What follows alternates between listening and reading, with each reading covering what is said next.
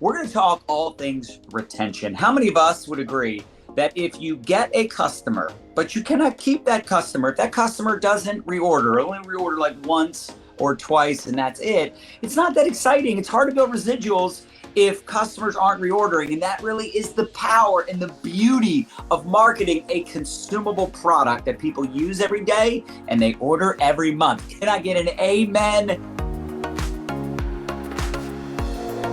Whatever you sell, I'm sure we would agree, the reason you got involved in this profession of direct sales, MLM, network marketing, you did it because you wanted to create residual income and ultimately freedom. And if you want to create freedom, then you need happy customers. You could build a team and the team is getting the customers. I think it's a great idea to do both.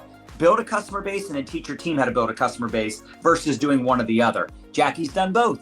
She just enrolled a new social marketer yesterday. She's building an incredible customer base. She's building an incredible team. She's consistently on a month-to-month basis, having her personal customer base, 85 customers to 100 plus customers that are ordering every month. So we're not talking 87% retention with like 6 customers, like woohoo.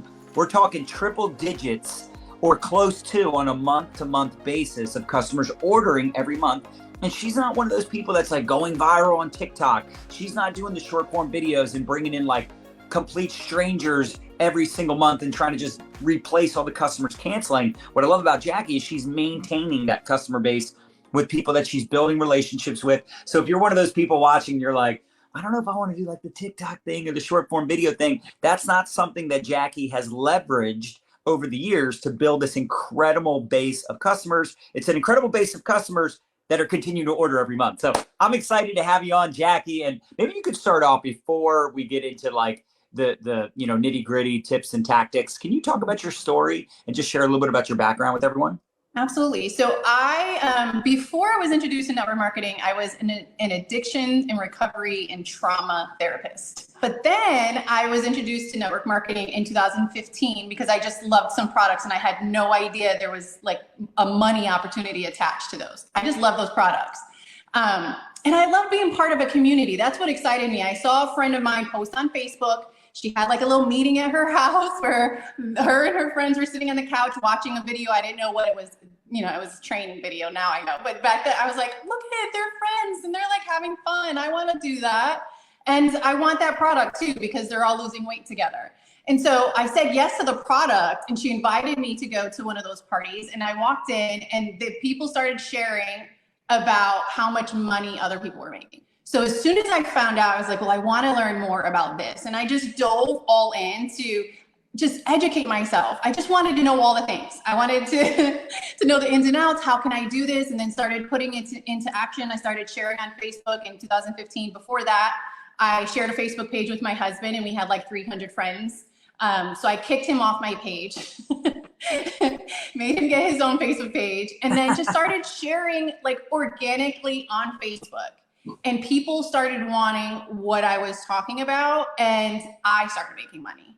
And very quickly I was able to make more than I was making doing what I was doing during a day. So I was able to come home and just start doing this full time.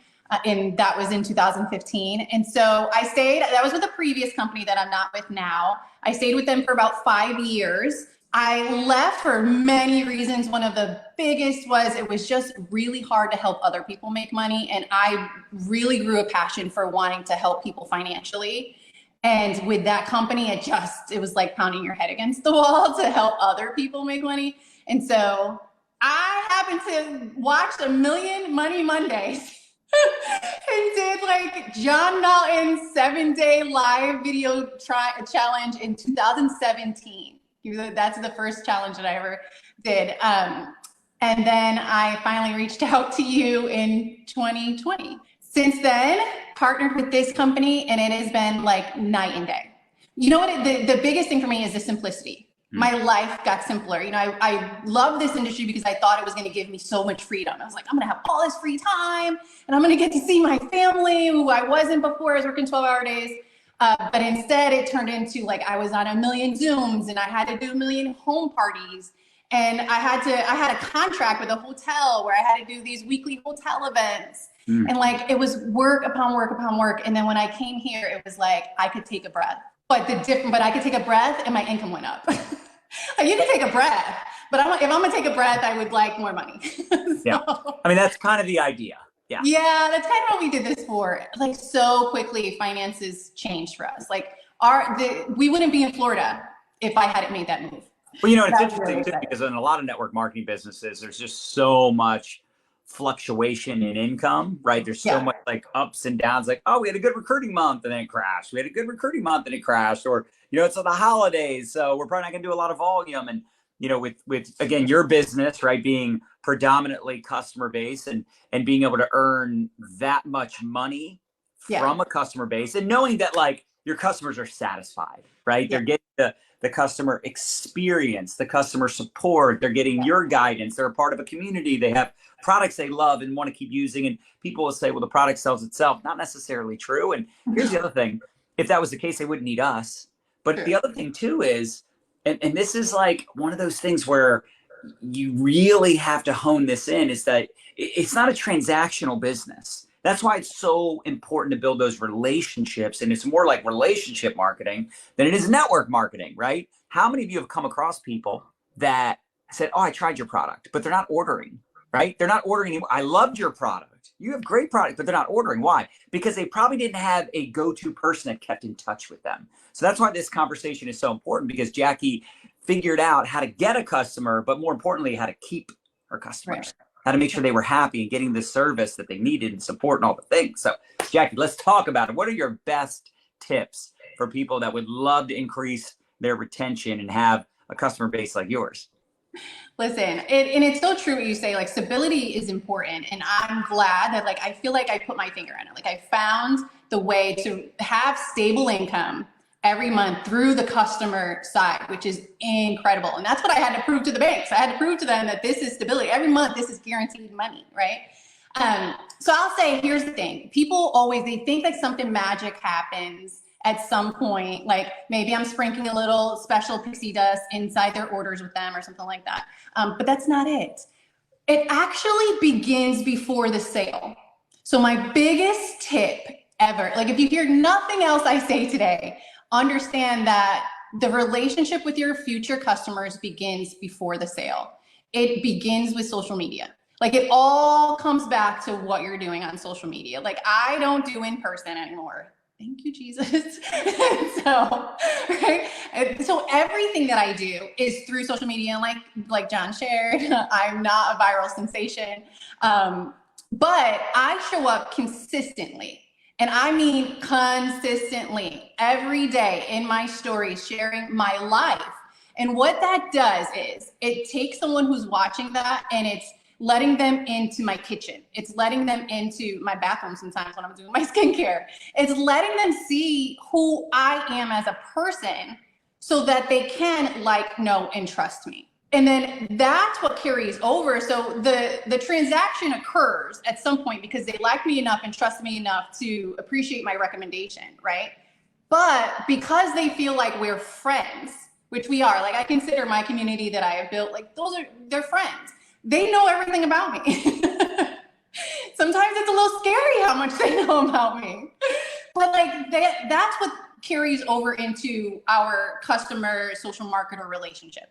Is then they know I'm not going anywhere. Like, that transaction just brought you closer to me. So now you're going to get an even more personal touch. You're going to get a text. You're going to, you finally get my phone number. You get access to inbox me 24 hours a day. I'm probably not going to answer 24 hours a day, but at some point I will, right?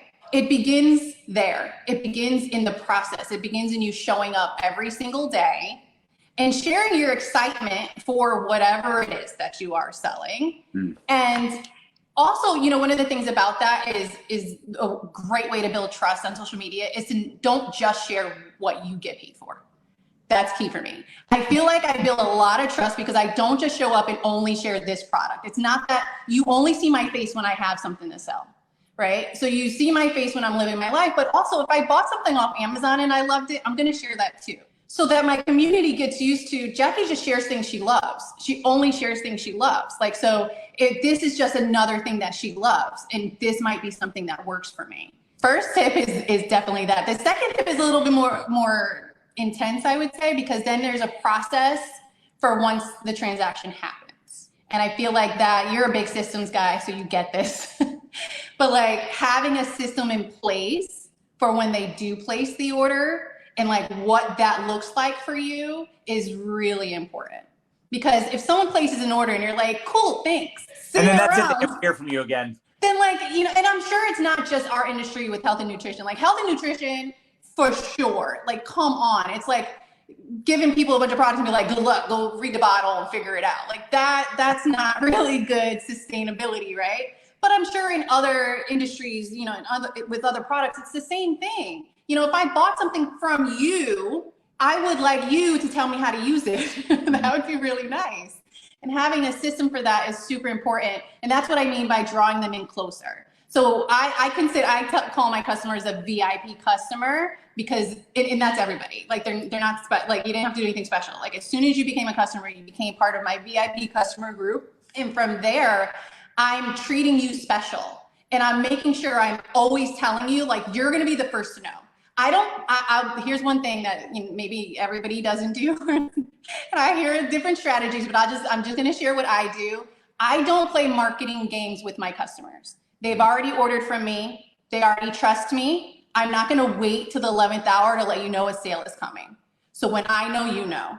And that's how I treat my customers. So because it would break my heart, quite honestly, if there was a sale Thursday and you were ordering on Wednesday and I didn't warn you. Right. And so I make it a point to stay on top of, like, if a sale is coming, I'm going to put that out to my VIP customers first. And that helps build that trust. So they're like, she just tells me as soon as she knows. She wasn't keeping a secret. And it makes them feel like, wow, I'm getting like the inside scoop. I haven't seen that anywhere, but Jackie told me, you know? And so I do things that make them feel special and appreciated. So as soon as a customer orders from me, they get put into our customer funnel. And the very next day during, human hours, they get a text from me. And that text is welcoming them. It's thanking them. It's celebrating them for making a decision to say yes, because for most of the customers that come to me, it's weight loss. And so that's a big decision to say yes to that. And so I congratulate them on making that decision. And then I connect them to the pieces. So the next piece is you're going to get into my VIP customer group. I have a customer group that is just for them, that they can be inside. I'm there. I show up. They're there. So they get to make sure. And how much do you think they engage? How much do you feel like the customers engage in that group or pay attention? Like, Mine are you really well. Just like putting stuff out there, hoping they see it, or do you do that in addition to the text, in addition to maybe a personal message on Messenger? What's that look like? The text is like the most insignificant thing. The text for me that's my backup. Like, say somehow social media went down and they were like, we can't find Jackie. They can text me. Yeah. So that's the reason that text still goes out. I'm not big on automation at all. I don't like sending out blank, because I don't like getting them. Like when I get them, I'm like, stop. Yeah. And so I don't like sending them. And so which means it can't be obvious that it's a mass text also. So yeah, but they are. Text, yeah, but it's so obvious when we get them from the brands that we love. Yeah. And you're just like, stop. It's just annoying. Yeah. And here's the trick. Here's why I believe I have a lot of engagement in my groups, is because I do a lot of my work in Messenger. And what happens is when you're talking in Messenger to the person, besides the fact that it makes them feel more connected to you, because when you message them in Messenger, they see your picture, they see your face. So they're like, oh, it's her. Okay. Whereas text is a little less personable like that. So true. But it tells Facebook, these two, they're friends. They need to see each other. They need to see all of the things, right? And so when I post in the groups, I know that my post is going to the top of their news feed. Like, even if I comment, like John Melton, I follow John Melton, right? And I talk to John Melton probably a lot. But the thing is, if you go in a group we're in and you comment on a post, that is one of the first posts I see in my news feed. Why? Because we have told Facebook, like, no, we're important to each other. I need to see what he's doing when he's on. And so it shows that to me. So the more you talk to someone in Messenger, the more it's going to show them your comments inside groups, your posts inside groups, all of that kind of stuff. And so I have a really high level of engagement and relationship building and partnership and stuff like that from my customers because of that, and because I show up in the group. Here's the other thing. Like, you can throw a customer in a group, but if you never showed up there, it's like, I invited you to the party, I'm not going, but you should go. And it's like, but well, she invited me here, and now I'm here with all these strangers. Like, where did my friend go, right? And so I show up in the group, and I share, and I post, and I comment, and so then they feel more comfortable to show up and post and comment. And I encourage my customers too in the background to use the groups as support. Like, I encourage that. And so it makes them feel less weird, especially when we've got a group that's like, what, like 35,000 people in it. Right. They don't feel like they're drowning in there because I'm there. Yeah. So they're like, oh, it's cool. Like, Jackie's here, you know? And so those kind of things, like building that relationship and making them feel like you truly do have a relationship and you're not just like Target or Walmart, you know, and like you just place an order. That's key. I know it is. I mean, now going that extra mile makes a big difference. And I think, you know, you mentioned this early on, is that, you know, you're sharing the sale right away. When you find out, they find out, which is definitely different than what, you know, most people are doing and teaching, right?